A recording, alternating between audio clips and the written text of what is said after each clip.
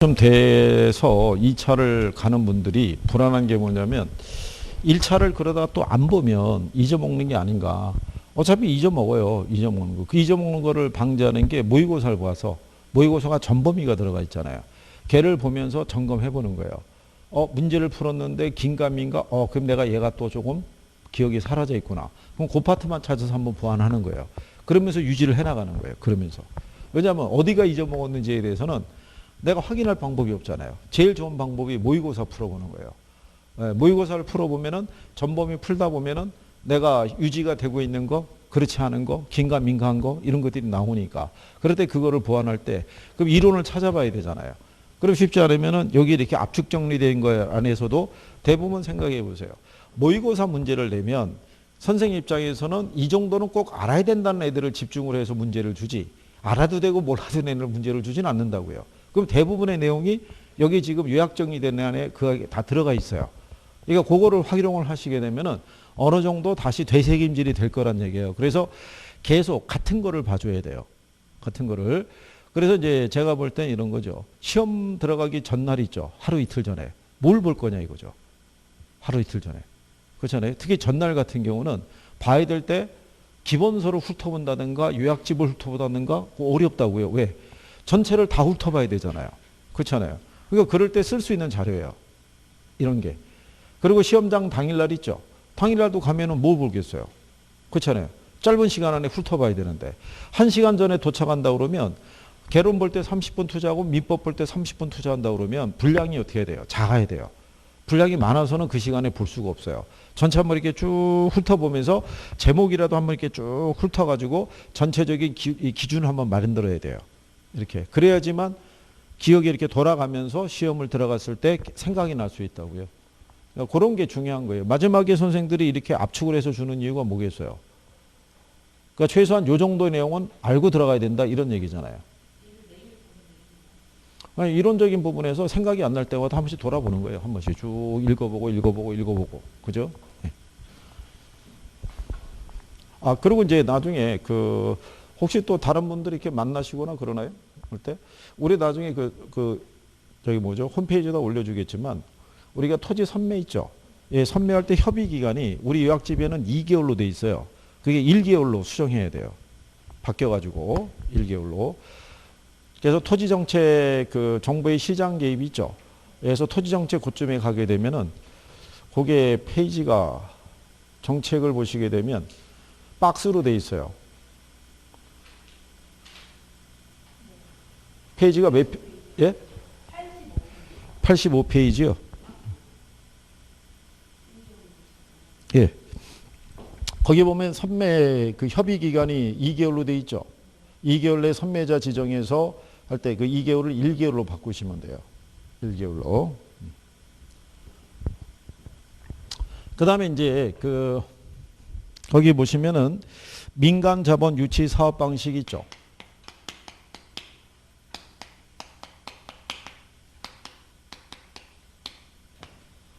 자, 여기에서는 우리가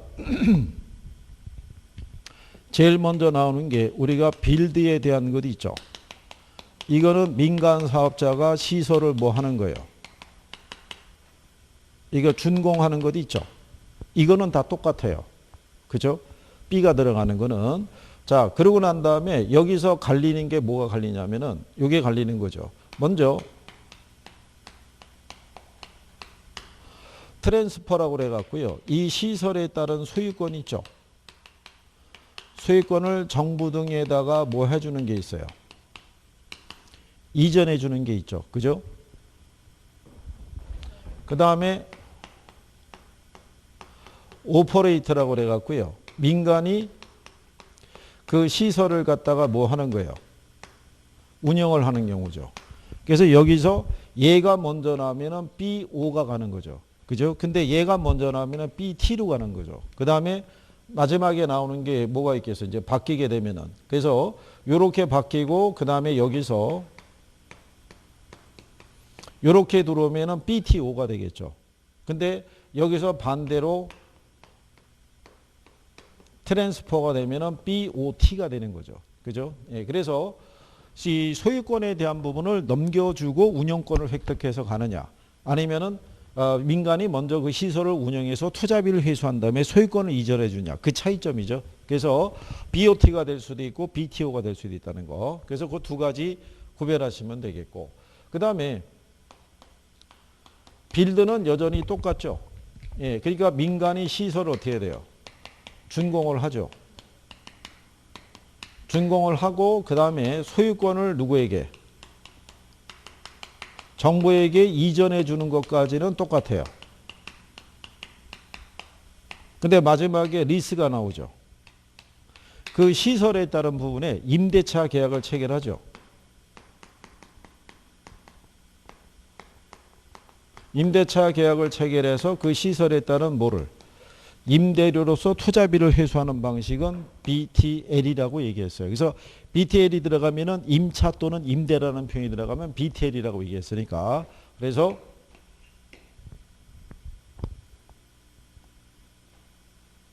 그 다음에 이제 또 뭐가 있냐면요.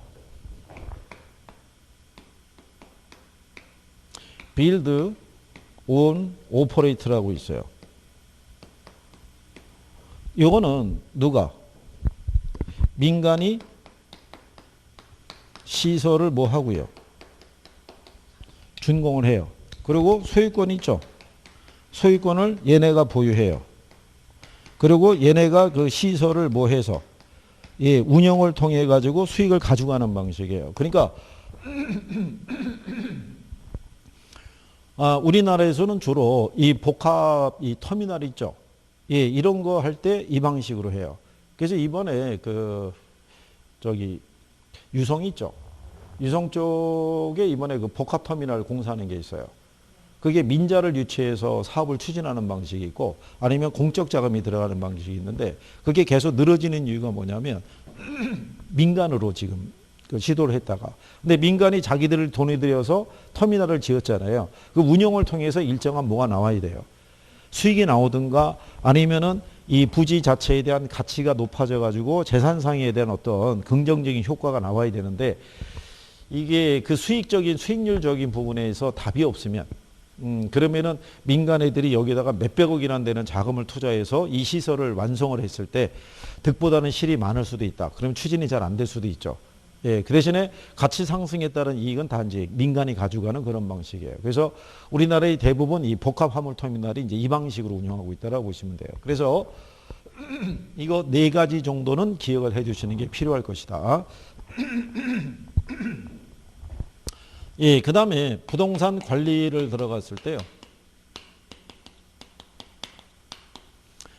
첫 번째 자산 관리 있죠. 예. 자산 관리가 부동산의 가치를 증진시킬 때 쓰는 방식이라고 그랬죠. 그래서 거기 보시면 자산 관리에 해당하는 방법에 포트폴리오 관리나 재투자나 투자 리스크 관리라든가 매입 매각 관리 있죠. 이게 작년에도 나온 거예요. 똑같이 이게 무슨 관리에 해당이 된다. 자산 관리에 해당이 된다는 거. 그 다음에 관리 방식에 따른 구분이 있죠. 관리 방식에 따른 구분에서는 자가 관리라고 있죠. 얘를 직접 관리, 그 다음에 무슨 관리? 자치 관리 이렇게 되고요. 그 다음에 위탁 관리 있죠. 얘를 간접 관리, 그 다음에 외주 관리라고 얘기를 하죠. 그러면 일단 기본적으로 자관리의 장점이 있죠. 장점은 일단 뭐가 잘 된다고 그랬냐면 기밀 유지가 잘 되고요. 그렇죠? 그 다음에 소유자의 강한 뭐가? 지휘 통제력을 발휘할 수 있다는 거. 그 다음에 의사결정이 신속하다는 거. 이런 것들이 장점이 되고요. 단점은 뭐가 있냐면 타성이 발생할 수 있다는 거. 게으름을 피울 수 있다는 거. 그렇죠? 그 다음에 아무래도 전문성이 어떻게 돼요? 떨어질 수밖에 없다는 거. 그 다음에 소유자가 본업에 전념하기가 어렵다는 거. 근데 위탁 관리를 하게 되면 장점이 뭐겠어요? 타성을 방지해 주죠. 그 다음에 전문적이고 체계적인 관리를 하죠. 그죠? 그 다음에 소유자를 본업에 전념할 수 있게끔 해주겠죠. 이런 게 이제 장점에 해당이 되겠죠. 근데 단점은, 가장 큰 단점이 뭐겠어요? 예, 기밀 유지가 잘 안 되죠. 의사결정이 신속하지 못하겠죠. 그러니까 이게 크로스라고 얘기했죠. 이렇게 대신에 위탁을 한다는 얘기는요. 전부를 위탁을 주는 거예요. 아까 제가 왜 우리가 그 신탁, 관리 신탁 이런 거 얘기했었죠.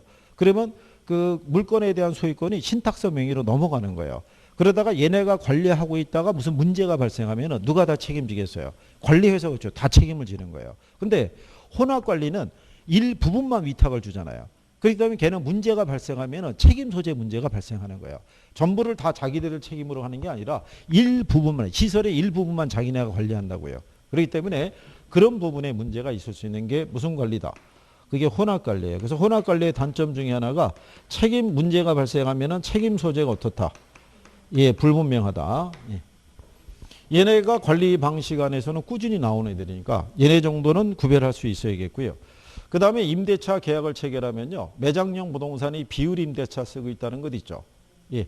그래서 여기서 물어볼 때는 지금까지는 매장형 부동산 말고는 안 물어봤어요. 물어본 게. 그래서 그런 정도라도 정리가 되고 있는지. 그 다음에 뒤로 가면은 이제 부동산 뭐가 있어요? 마케팅이 있죠. 우리 지난번에 마케팅 대상 한 거 기억하시나요? 마케팅 대상. 부동산. 부동산 증권. 부동산 서비스 있죠. 얘가 마케팅의 대상이 된다는 거. 그러니까 토지 건물에 대한 공급 있죠.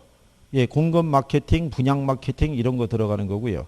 그 다음에 부동산 증권이니까. 그죠? 그래서 이제 부동산 투자회사 있죠. 투자자를 모집하기 위해서 주식 발행할 거 아니에요. 거기에 따른 마케팅, 중개 서비스에 관련된 마케팅, 감정평가에 대한 마케팅, 뭐 이런 거. 그래서 이게 구체화돼 있었을 때 그것도 구별할 수 있는 게 필요하다는 거죠. 그 다음에 이제 마케팅에서 주로 물어보는 게 이 부동산 마케팅 전략이에요.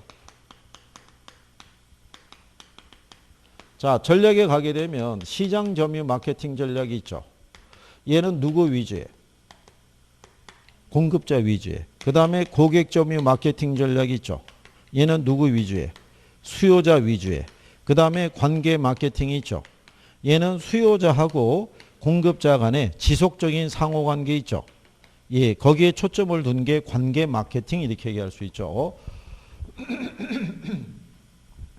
이것만 구별할 수 있느냐도 물어봐요. 이것만. 그래서 관계 마케팅은요. 이 브랜드에 대한 이미지 있죠. 예, 이거를 지속적으로 고객에게 각인을 시키는 거죠. 그래서 요즘은 이 브랜드에 대한 이미지, 브랜드 파워가 대단하다고 할 수 있죠. 브랜드 파워가. 예를 들어서 코카콜라라는 브랜드의 가치는요. 우리나라 아마 저기 S전자보다도 훨씬 클 거예요. 만약에 전 세계적으로 S전자는 몰라도 코카콜라를 모르는 나라가 어디 있겠어요? 그렇지 않아요? 그러니까 브랜드에 대한 파워가 상당히 중요해요. 근데 브랜드의 이미지만 보고도 이 상품이 어떨 것이라는 거는 우리가 추정이 가능하다 이런 얘기죠. 그래서 이 건설사 입장에서는 브랜드를 앞세워서 고객들하고 접근을 유도하는 거예요. 무슨 건설이 중요한 게 아니라 무슨 브랜드냐가 중요하다는 얘기죠. 거기서 주어지는 행복함, 편안함, 따뜻함 뭐 이런 것 있죠. 이런 것의 이미지를 고객에게 각인시키는 게 관계 마케팅 전략이고요.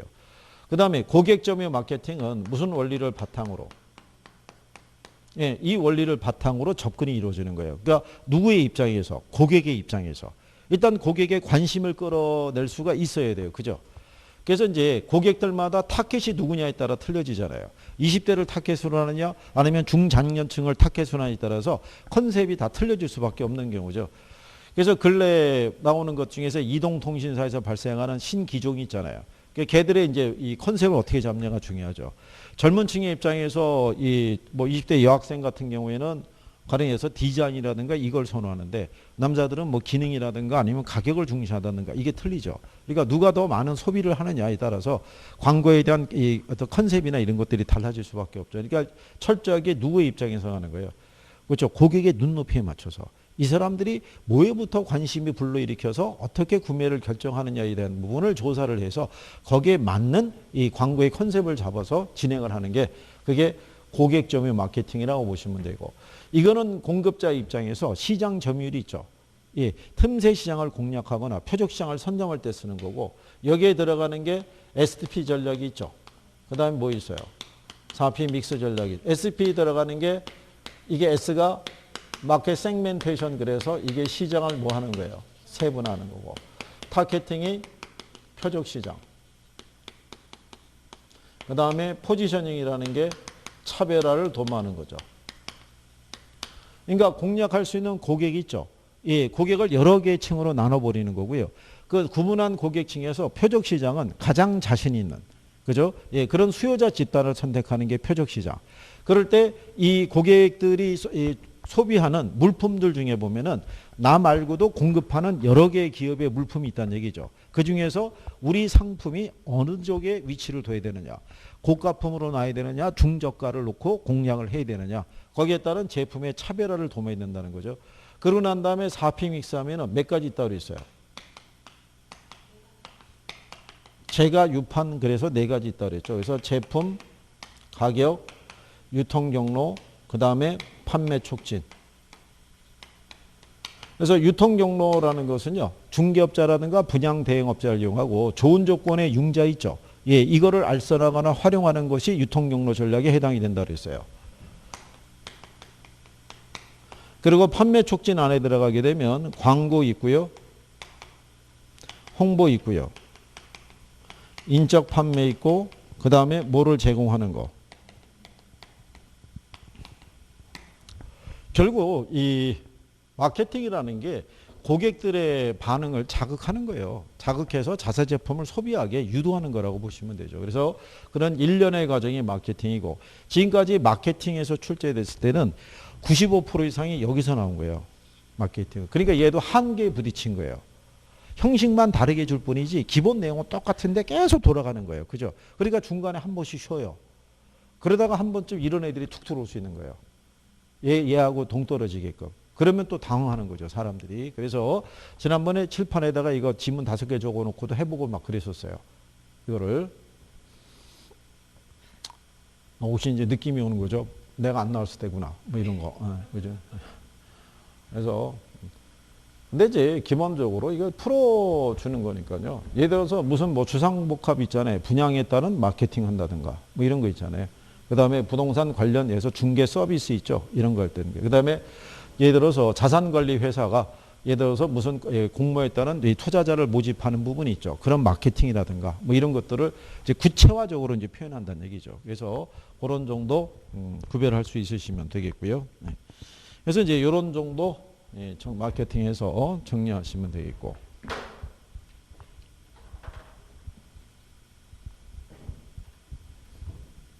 그렇다고 해서 내용이 뭐 아주 생소하거나 그런 건 아니잖아요.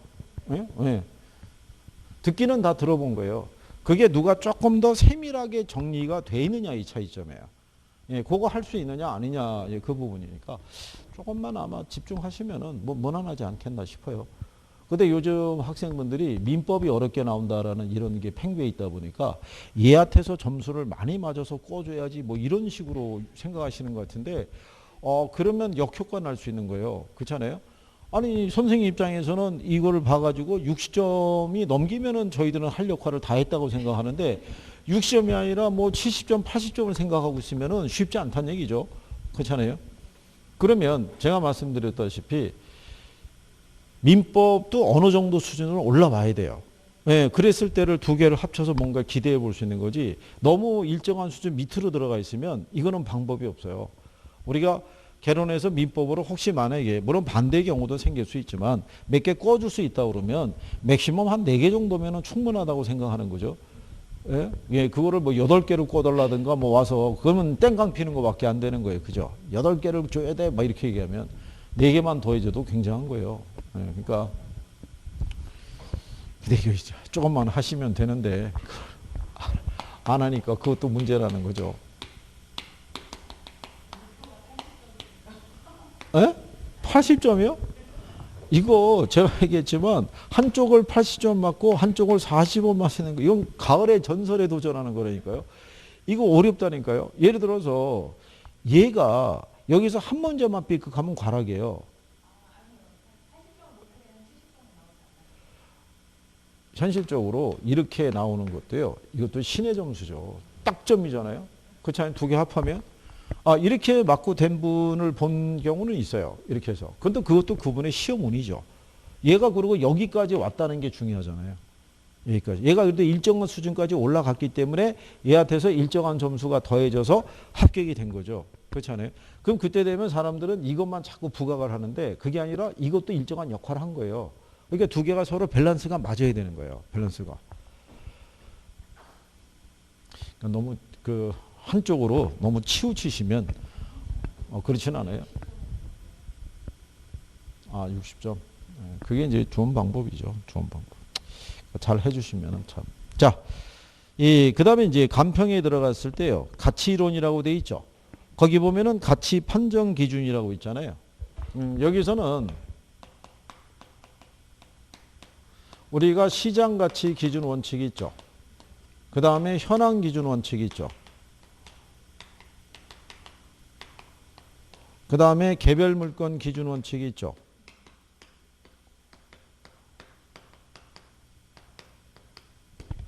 근래는 이제 시험상에서 이거를 이제 인용을 해요. 이게 감정평가 규칙에 있는 거예요. 그죠? 그래서 가치와 가격을 뭐 비교한다든가 이런 것도 있죠. 가치 발생 요인과 가치 형성 요인, 뭐 가격의 특징 이런 게 아니라 주로 이제 이쪽을 인용을 많이 하더라고요. 그래서 시장 가치 기준 원칙이라는 거는 대상 물건에 대한 평가액은 뭐를 시장 가치를 기준으로 우리가 결정을 하는 거고요.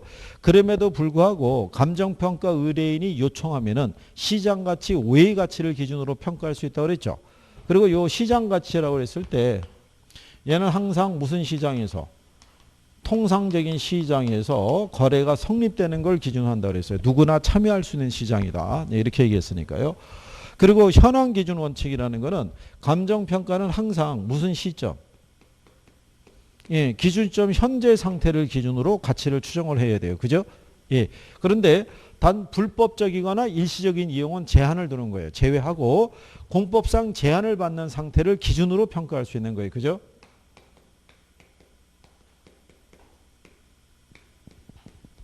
근데 현황 기준 원칙인데 예외적으로 단서가 붙을 수 있어요. 일종의 조건부 평가죠. 그래서 조건부 평가 얘기할 때 우리가 이거 얘기한 거예요. 나지 상정 평가 있죠. 그러니까 이 얘기는 토지상에 뭐가 있는데 건축물이 있는데도 건축물이 없는 나지로 보고 평가라는 것 있죠. 그게 표준지 평가라고 그랬어요. 표준지 공시가를 산정할 때는 나지를 기준으로 기준점 현재 상태에서는 그 토지는 건부지인데 건부지라고 보지 말고 무슨 상태로? 나지 상태로 보고 평가라는 거. 그 다음에 물건은 개별 물건을 기준으로 해서 가치를 평가해야 되는데 예외적으로 일괄 평가할 수도 있고 구분 평가할 수도 있고 무슨 평가할 수도 있다. 부분 평가도 할 수 있다라고 얘기한 거예요. 그죠? 그래서 여기까지 시험 지문에 쓰는 거예요. 그래야지 오지선다가 들어오죠. 하나, 둘, 셋, 넷, 다섯. 뭐 이렇게 해가지고. 그래서 실전에도 그거를 활용해서 주니까 요거를 기준으로 정리해 두시는 게 일단 필요할 거라는 거죠. 그리고 기준 시점은 뭐가 기준점인지는 아시죠? 기준 시점이라는 것은 이게 평가사가 물건의 가격 조사를 완료한 날짜를 기준 시점이라고 그러고요. 대신에 감정평가 규칙이 있죠. 규칙에서는 기준 시점을 뭐라고? 감정평가액을 결정하는 기준이 되는 금액이라고 얘기를 해요. 그래서 표현이 조금 다른 거예요. 그러니까 문제가 주어지는 게 뭔지를 봐야 돼요. 그냥 감정평가상에 기준 시점을 물어봤을 때는 그냥 물건의 가격조사를 완료한 날짜면 되고 문제가 감정평가 규칙상의 용어에 관한 내용이다 라고 나오면 표현이 좀 다를 수 있다는 거예요. 그래서 그것만 이제 구별할 수 있으시면 될 거고요. 네? 근데 통상은 그걸 더 많이 줘요. 대상 물건의 가격조사를 완료한 날짜 있죠. 그걸 줘요. 심지어 가격조사 작년에 그렇게 해준 거예요. 가격조사를 완료한 날짜인데 가격조사를 개시한 날짜라고 그래서 틀리게 준 거예요. 그게 답이었었어요. 그러니까 감정평가 쪽에 이론이 나오는 거는 어렵지 않게 줘요. 간단하게 준다고요. 그러니까 우리가 6개에서 7개가 나오면 계산 문제가 요즘 한 2-3개 나와요. 걔는 버린다 손 치더라도 이론으로 나온 건 충분히 우리가 해볼 수 있어요. 그죠? 그래서 거기 가게 되면 가치 재원칙이라고 있잖아요.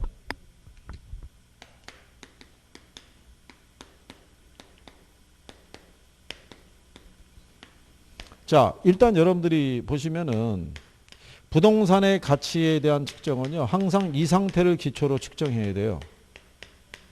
무슨 상태? 최이호 이용. 그래서 최이호 이용의 원칙이라는 거는 부동산의 가치는 항상 최이호 이용 상태를 기준으로 가치를 평가해야 된다고 그래요. 근데 이 최이호 이용이라는 거는 개별 부동산의 최이호 이용 상태를 얘기를 해요. 근데 개별 부동산의 최이호 이용 상태는 얘를 둘러싸고 있는 환경이 바뀌면 개별 부동산의 최이호 이용 상태도 달라지는 거예요. 그래서 그거를 적용하기에 앞서서 우리가 토대가 되거나 전제가 되는 원칙이 있죠.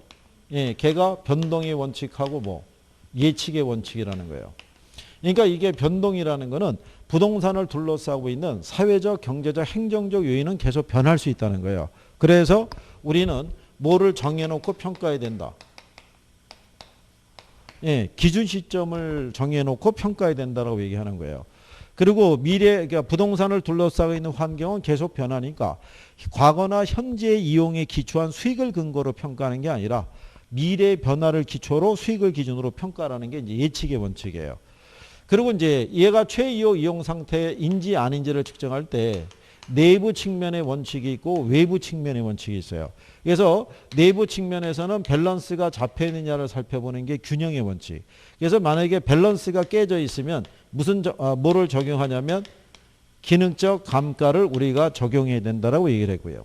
그 다음에 주변 환경과의 적합성 여부를 따지는 게 무슨 원칙? 적합의 원칙이죠. 주변 환경과 어울리지 않으면 무슨 감가를 주는 거예요. 예.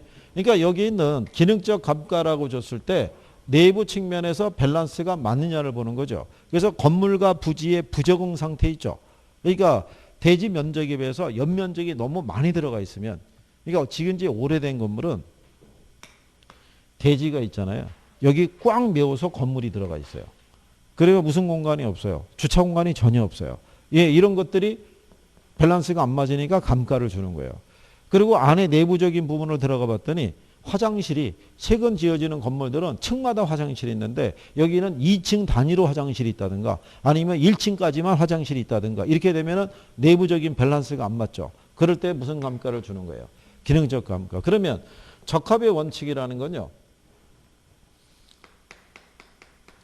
주택은 주거지역에, 상가는 상업지역에, 공장은 공업지역에 위치했을 때가 적정한 가치를 갖게 돼요. 근데 문제가 이 주택이 고급 주택인데 얘가 서민 주거지역에 들어가 있으면 주변 환경과 어울리지 않잖아요. 그러면은 감가를 줄 때 그 감가를 경제적 감가라고 얘기하는 거예요. 무슨 말인지 이해하시겠죠? 네. 서민들이 모여 살고 있는데 고급 백화점 있죠. 수입품만 취급하는. 그게 들어가 있으면 장사가 안 되죠. 그렇잖아요. 같은 상업지역이더라도. 그래서 그런 부분의 차이를 물어보는 게 균형과 적합이요. 지금까지는 여러분 시험에 얘들만 답으로 줬어요. 얘들만. 자, 그러고 난 다음에 요게 기타 관련된 원칙이라고 그래서 대표적인 게 무슨 원칙이냐면 대체 원칙이에요. 부동산의 가치는 부동산과 대체 경쟁 관계에 있는 부동산의 영향을 받아서 가격이 결정이 된다는 게 대체 원칙. 그래서 얘가 3방식에 뭐가 된다? 근거가 되는 게 대체 원칙이라고 그래요. 그래서 일단 얘네가 중심이에요. 그래서 오지선다를 만약에 내면은 얘를 기준해서 하나, 둘, 셋, 넷, 5개잖아요. 그럼 얘가 빠지고 얘네 5개가 들어올 수도 있고 아니면 얘 포함하고 얘가 빠지고 또 5개가 들어올 수도 있고 그래요. 그죠? 그리고 나머지 관계는요. 그 시험상에서 자주 활용을 하진 않아요. 그러니까 수요 공급의 원칙 그러면은 우리가 이제 그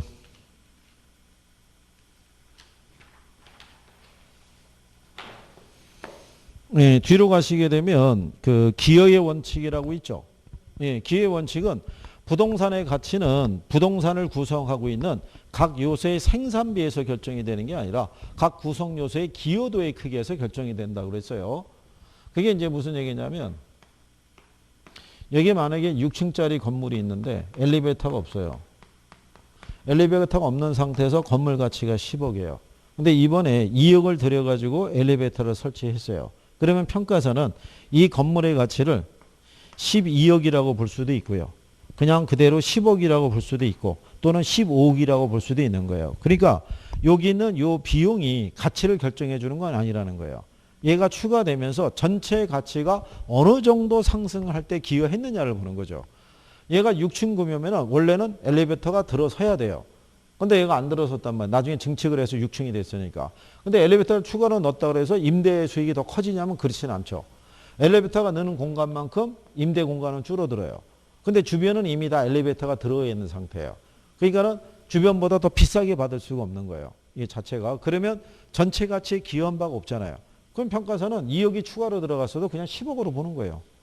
별 가치가 차이가 없으니까. 그래서 그거를 측정할 때 쓰는 게 기여의 원칙이라고 보시면 되겠고. 그 다음에 경쟁의 원칙이라고 있죠. 부동산의 가치는 경쟁 과정을 거쳐서 설정이 된다는 거예요. 결정이. 그러니까 만약에 이 도시에 중개사건이 하나밖에 없어요. 그럼 걔가 독점이잖아요. 그럼 학생이 제일 많을 거 아니에요. 그렇죠? 그렇다고 해서 독점인 상태로만 수익을 보면 안 된다는 거예요. 주변에 경쟁 학원이 들어설 가능성이 있을 수 있다는 가정에서 평가해야 된다는 거예요.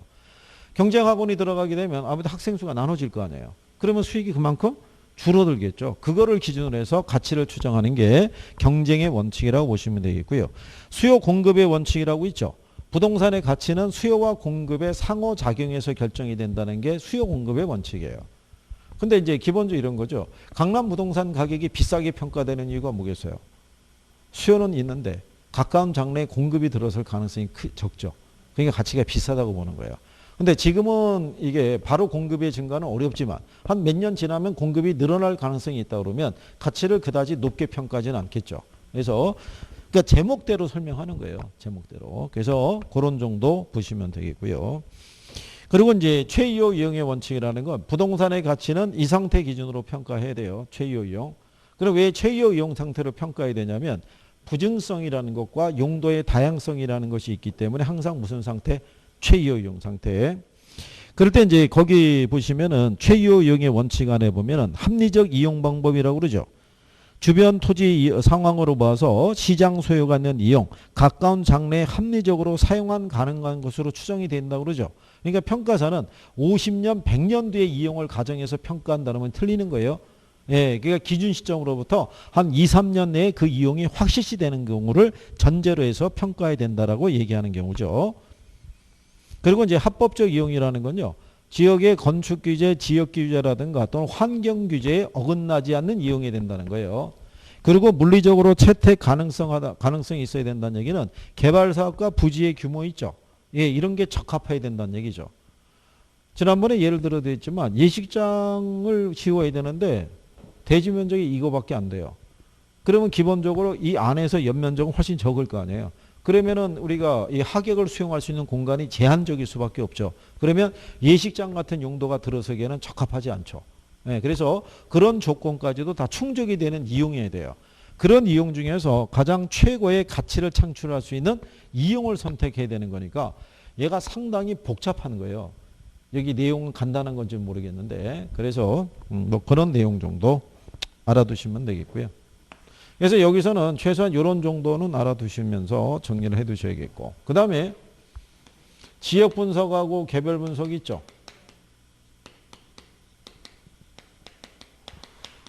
예, 얘는 그냥 이거라도 알아두시면 선행 분석이 무슨 분석이라고 그랬어요. 이게 전체적인 분석이고 거시적인 분석이라고 그랬죠.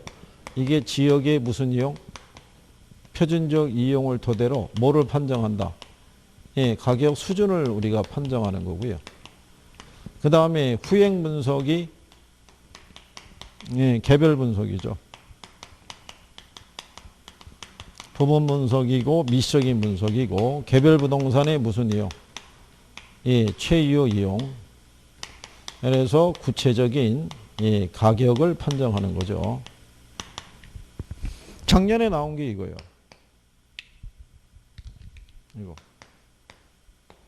이거 바꾼 거예요. 그러니까 어려운 게 아니죠. 구별만 할 수 있으면. 그래서 늘상 이거 이제 이렇게 해서 글자 따준 거죠. 이렇게. 그러면 얘네가 이거 처음 이렇게 나왔냐면 그렇진 않아요. 계속 이거 갖고 도는 거예요. 하다못해 이것도 바꿔주는데요. 뭐. 일반적으로 지역 분석보다 개별 분석을 먼저 실시한다. 그럼 틀릴 거 아니에요. 그렇게도 주는 거예요. 그리고 지역 분석이란 대상 지역의 최이역 이용과 구체적인 가격을 판정한다면 틀릴 거 아니에요. 그러니까 이게 가장 보편적으로 주는 거예요. 그래서 여기 일단 정리해 두시고 그 다음에 지역 분석의 대상에 가면 인근 지역이 있고 유사 지역이 있고 뭐가 있어요. 동일 수급권이라고 있죠.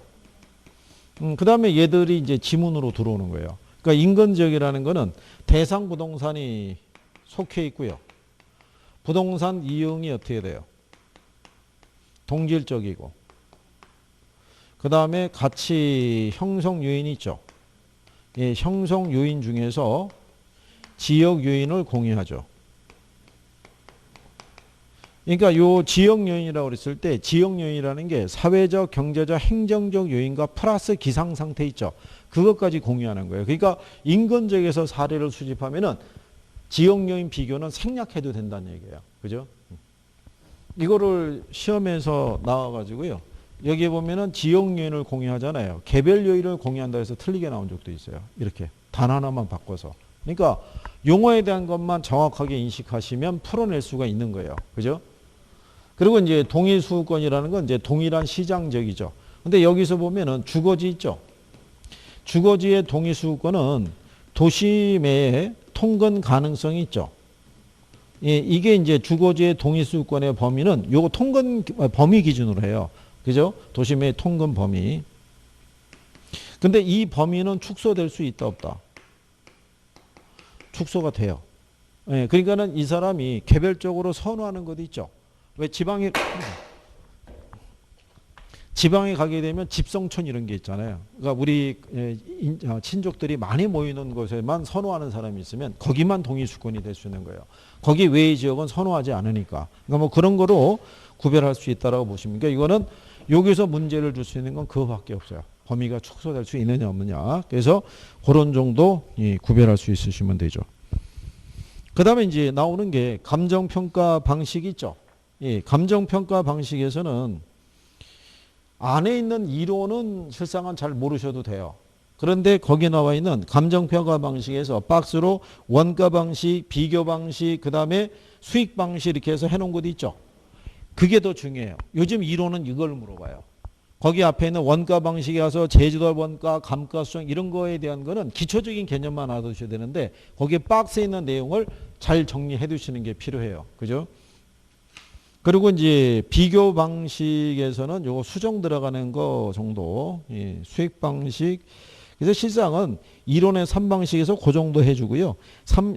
테마 38, 그 다음에 39, 그 다음에 38, 39, 40, 이제 이게 40인데 이게 39로 되어 있군요. 가격 공시도 있죠. 예, 그 정도를 중심으로 정리를 해보는 게 훨씬 더 합리적일 거예요. 그래서 잠깐 쉬었다가 나머지 뒷부분을 마무리해 드리죠.